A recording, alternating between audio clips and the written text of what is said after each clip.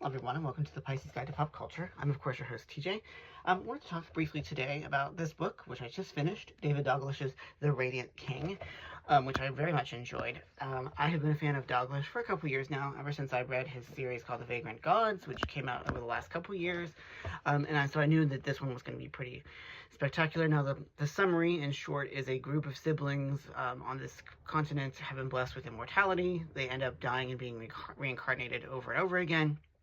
But at the time the story is taking place, one of their number, Adair, has decided that he wants to break the cycle, and that to do so, he wants to sort of crack open the heavens and gain access to the figure known as the Father, who he believes will help save humanity and the immortal siblings from their sort of enforced immortality that is a curse as much as it's a blessing.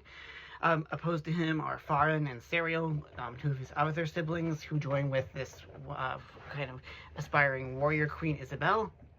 And together they manage to, or at least they attempt to, defeat Adair and keep him from cracking open the heavens and unleashing this force called Radiance, which is, a very powerful force, but can really only be controlled or used safely by the siblings, as well as, to some degree, Isabel, who has access to it for a number of weird reasons. So, what I appreciate about Dalglish is, first of all, he writes fantasy that is very ambitious, and I mean that both in terms of narrative, but also in terms of like thematic and philosophical content. And so I feel like when I read his books, I'm being forced to kind of grapple with big, very significant philosophical questions.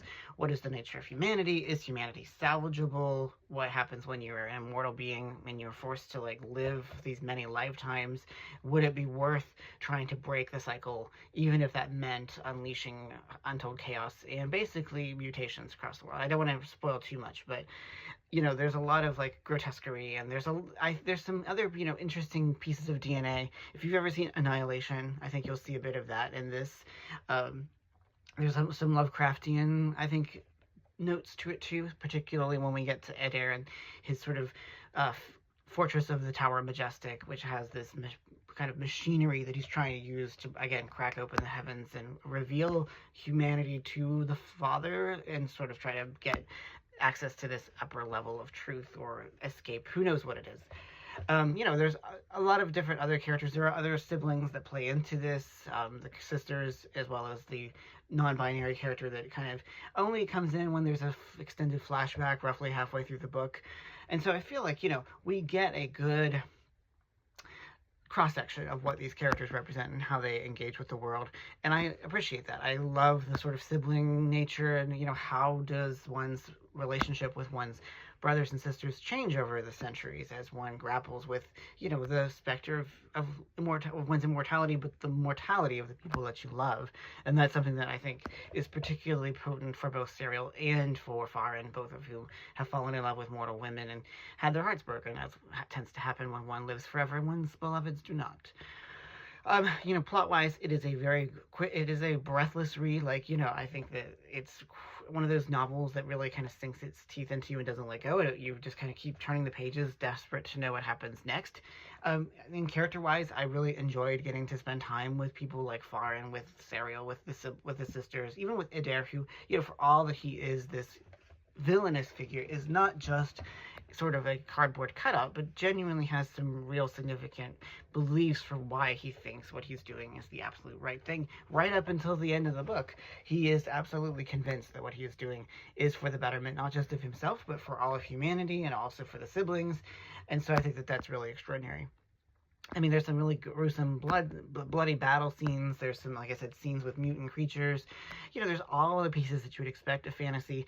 I think Dalglish has a pretty muscular prose, which I appreciate. I think he really kind of immerses us in this bloody but also strangely beautiful world. It's clearly that he's kind of grappling with some of the same issues that we saw in the Radiant Gods when it comes to immortality, when it comes to deities, when it comes to people's religious faith and what that makes them do. And I think that that's the kind of stuff that fantasy is really well equipped to grapple with. And, there are no easy answers, and I think that's really kind of the gist of the novel, and by the time we get to the conclusion, it's really quite a wild ride, and I'm really kind of curious where things go next, because let me tell you, when I say it ends pretty spectacularly, I'm not exaggerating. So I hope that you take a chance to pick it up. Again, it is David Dalglish's The Radiant King. As soon as I saw it on the shelf at the library, I knew I had to read it. I was not at all disappointed. Like I said, this is, hefty, big fantasy. This is doorstopper fantasy, as tends to be the case with Orbit. I've never yet been disappointed in an Orbit novel, and I think they're a great publishing house. Anyway, I'm not here to, sell Orbit books. But anyway, read David Dalglish's The Radiant King. I think he is one of the best fantasists out there today. I love the way that he writes. I love the way he crafts characters and world building. And so I really enjoy this book, and I think that everyone out there who loves, sort of high fantasy with some real genuine philosophical narrative character stakes will find a lot to enjoy in The Radiant King. I don't know when the next one's coming up, but hopefully it's soon, because I'm very much on the edge of my seat. So anyway, this gets the Pisces Guide to Pop Culture seal of approval. So that's all for today. So as always, thanks so much for joining me. I truly appreciate it. For the Pisces Guide to Pop Culture, I'm TJ. Take care, y'all.